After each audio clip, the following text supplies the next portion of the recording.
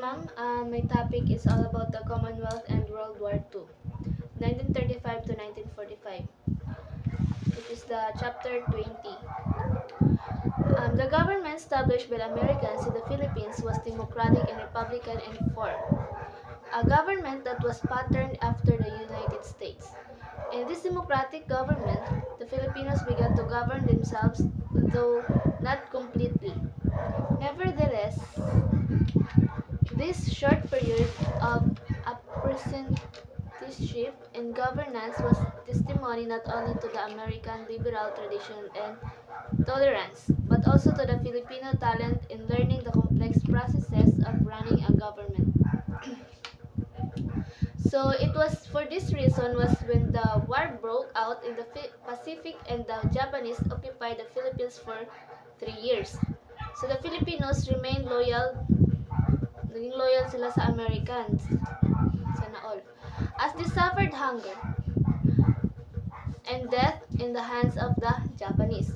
So, si Manuel Quezon, ang president ng Commonwealth, he obliged to start a country that was designed by internal problems while it tried to survive a government in transition to independence. So World War II brought out only the capacity of such leaders as Sina Quezon, Osmeña, and Laurel to oversee a government amidst war. So, but also the courage and capacity of the Filipino people to defend themselves against aggressions from the outside. So in this war, the cooperations between Filipino and their colonizers, so the American was perhaps unrivaled and not easy to explain. So yun yung sa the Commonwealth and World War II. So next is the problems of the Commonwealth. So in his inaugural speech as the first president of the Commonwealth, sinabi ni Manuel Quezon na tayo magtatayo ng isang pamahalaan na makatarungan, tapat, mabisa at matibay. Layunin natin ang pagtatayo ng matibay na pundasyon para sa darating na republika. Ang pamahalaang ito ay hindi lamang nagbibigay ng mga pangailangan ng kasalukuyan, kundi magbibigay din sa mga pangailangan ng hinaharap. Yun yung sinabi ni Manuel L. Quezon sa inaugural speech.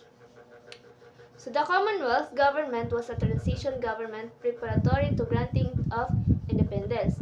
It was a period of adjustments of solving the many problems that confronted from foreign rule. The problem it faced were on national security, social stability, and economic self-sufficiency. Quezon faced these problems with courage and optimism. Yun yung sa problems of the Commonwealth.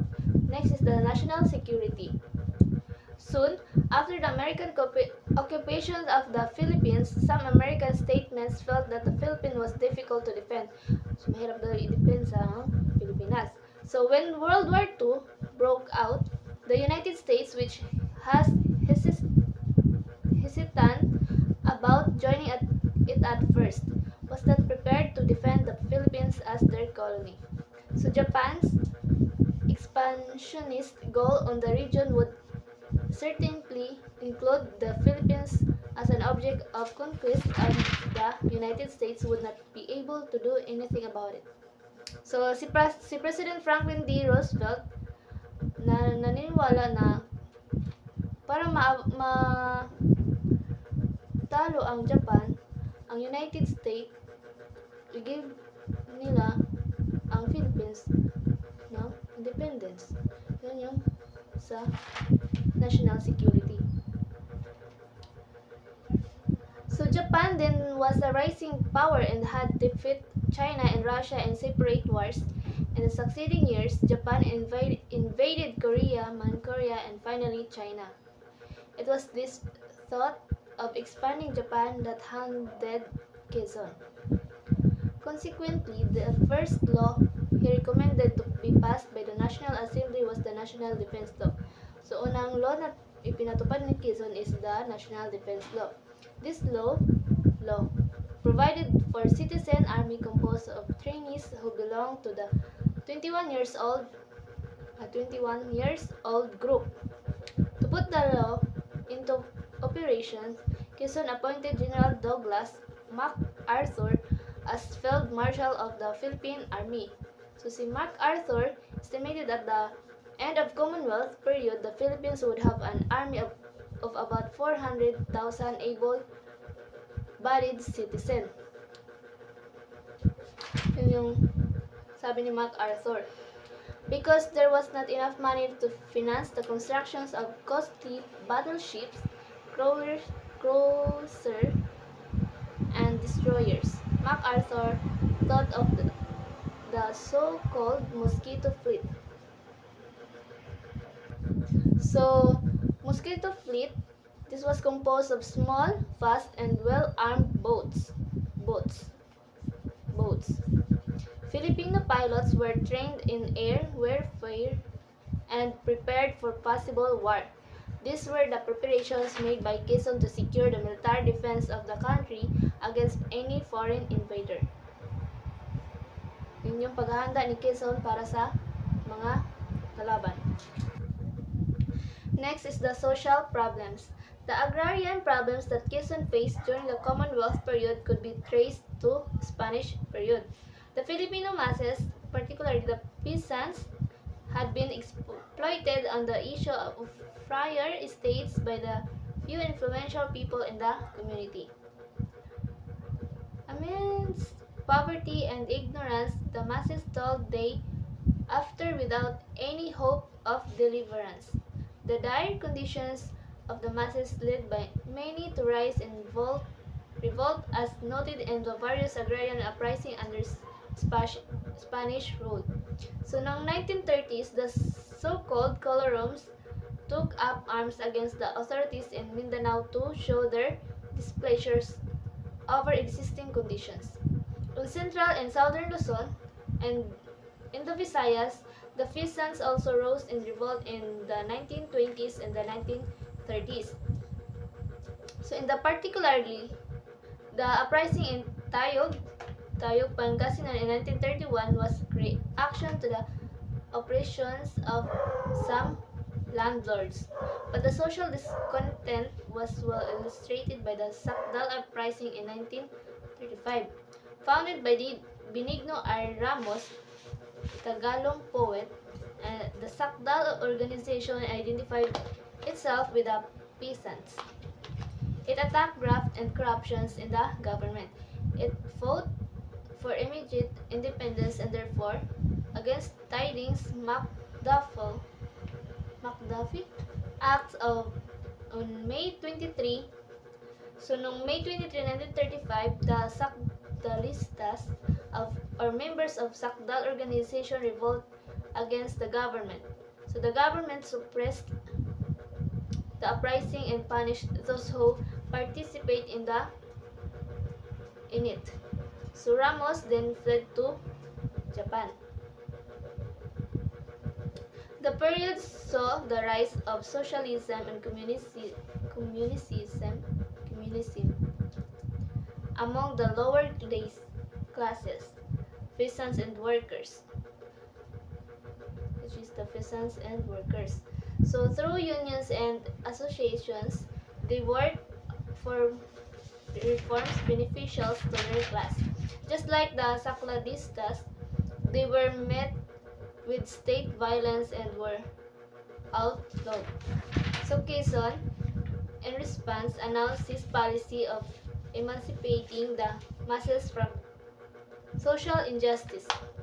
The problem, he said, was how to harmonize properly. So, ang sabi niya, harmonize property rights with the rights to live.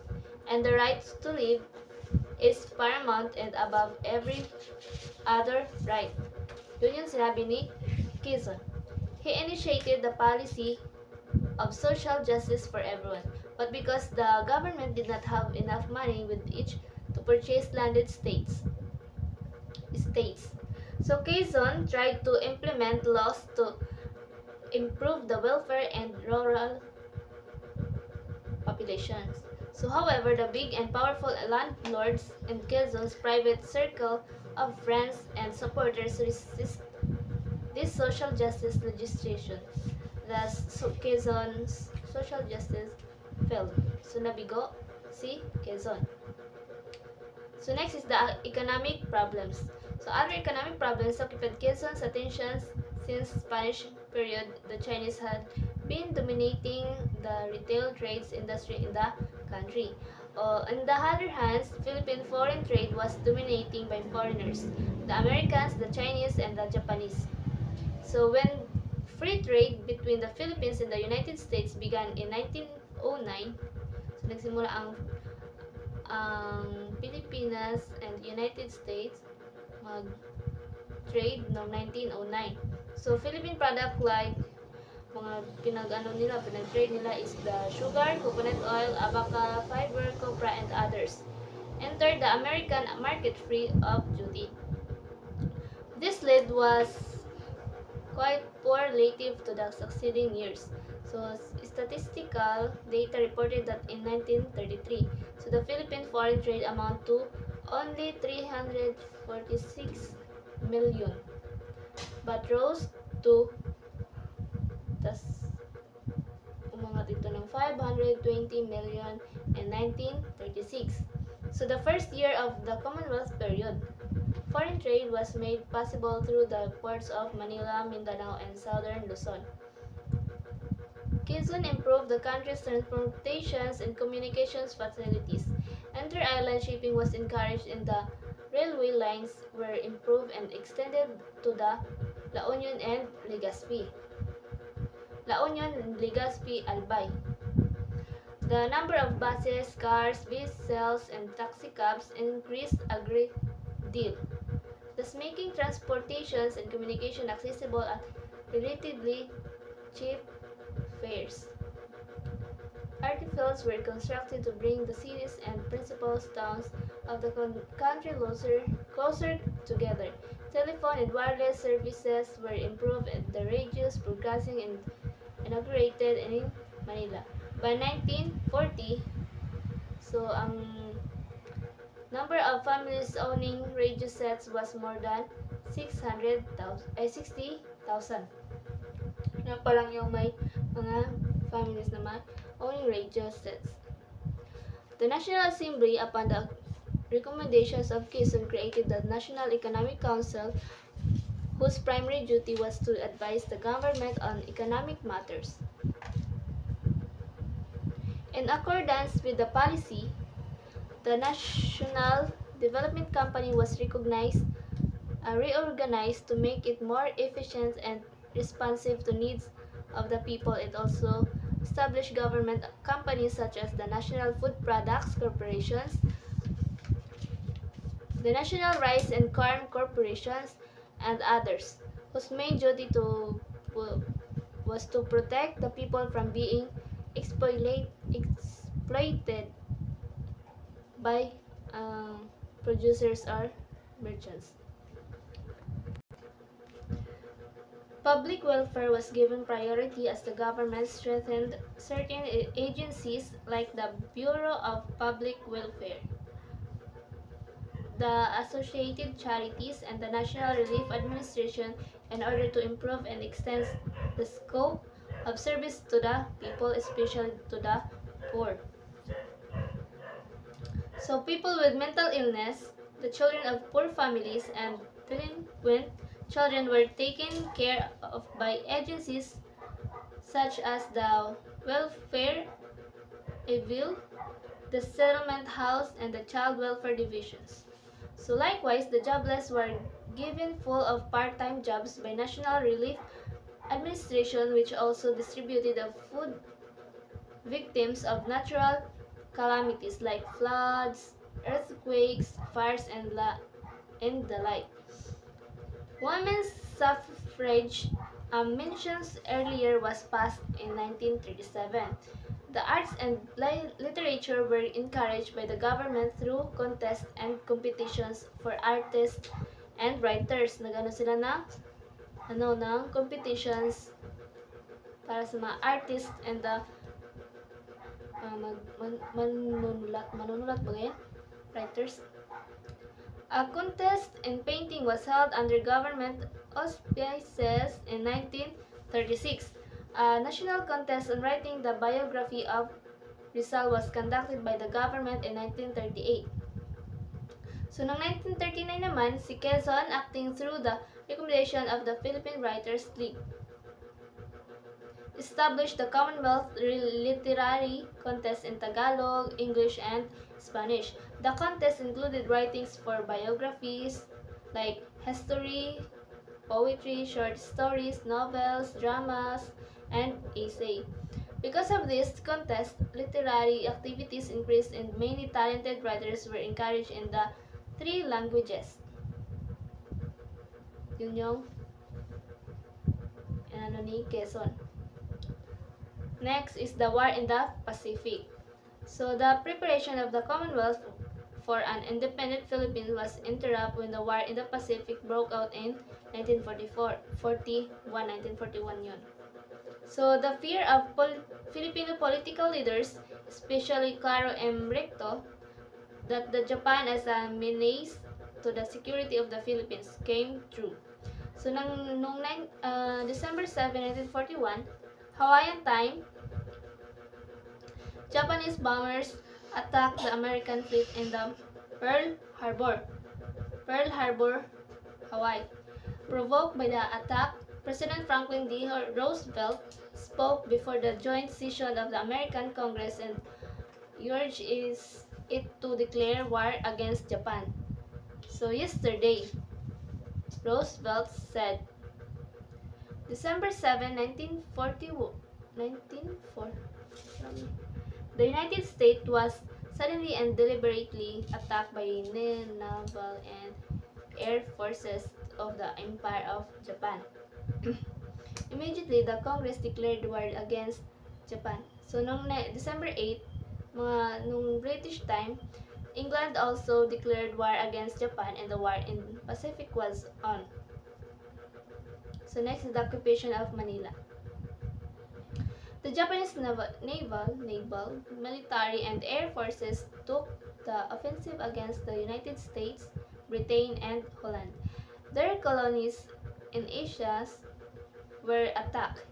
So the Philippines, Malaya, and Indonesia.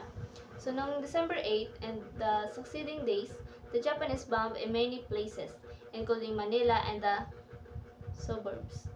So in order to save Manila from destruction, General Douglas MacArthur declared it an open city. All guns and other defenses were withdrawn from Manila. So, but the Japanese did not honor the declaration of the open city. So, hindi sila pumayag. The continued bombing it, resulting in the destructions of properties and buildings like the old Santo Domingo Church, San Juan de Letran College, Santa Catalina College, and the offices of the newspaper El Debate, Mabuhay, Philippines, Herald, and Monday Mail. So meanwhile, Japanese forces landed simultaneously in northern and southern Luzon. So both forces knifed through the Filipino-American defenses on January 2. The Japanese forces entered and occupied Manila. So the fall of Bataan, Corregidor.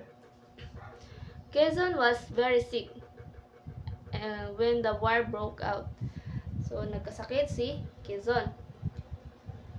His illness became serious when he learned that thousands of Filipinos died as a result of Japanese bombing in Bataan and other places. So ang kanyang dahilan ng pagkakasakit is yung nabalitaan niya na marami mga Pilipino ang namatay dahil sa Japanese bombing sa Bataan at ibang places. So, in order to save him from the Japanese who were driving toward Manila, so si MacArthur nagsuggest kang Quezon na his family together with Vice President Osmeña and his family as well as few others should go to Corregidor. Yun yung sinuggest ni MacArthur kang Quezon. So, in Corregidor, noong December 30, si Quezon took his oath of office to mark the beginning of his second term as President of the Commonwealth. Nag-ano siya ng oath sa office para sa pagsisimula ng kanyang second saan yun? Second term as President of the Commonwealth.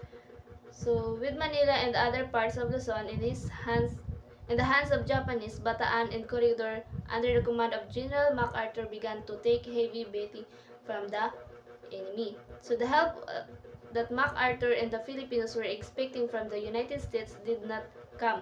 So, food was scarce in Bataan, and as a result, Filipino and American soldiers suffered from hunger and diseases. Yun yung ng mga Filipino and American soldiers. Nagsuffer sila ng gutom at sakit. So, realizing that Bataan would soon fall, President Roosevelt ordered Quezon to be transferred to Australia noong March. Hindi pala. Na-realize nila na ang Bataan babagsak. Tapos si President Roosevelt nag-order kang Quezon na mag-transfer sa Australia. So, noong March, he also ordered MacArthur to fly Australia from where he would direct military operations against Japan. Having suffered not only from hunger and diseases, but also from enemy bombs and cannon fire. The American commander in Bataan suffered din sila noong April 9, 1942. Hundreds were killed during the transit of Filipino and few Americans prisoners of the war to Capas, Tarlac. This atrocious event was referred as the Death March. So, ano yun ang Death March? The Japanese were now free to devote their entire offensives against Corregidor. This tiny island suffered from the almost ceaseless bombing attacks of the enemy. So, noong May 6, General Jonathan Wainwright surrendered the Philippines to the Japanese. So, sinurrender nila ang Pilipinas sa Japanese. Yun lang po.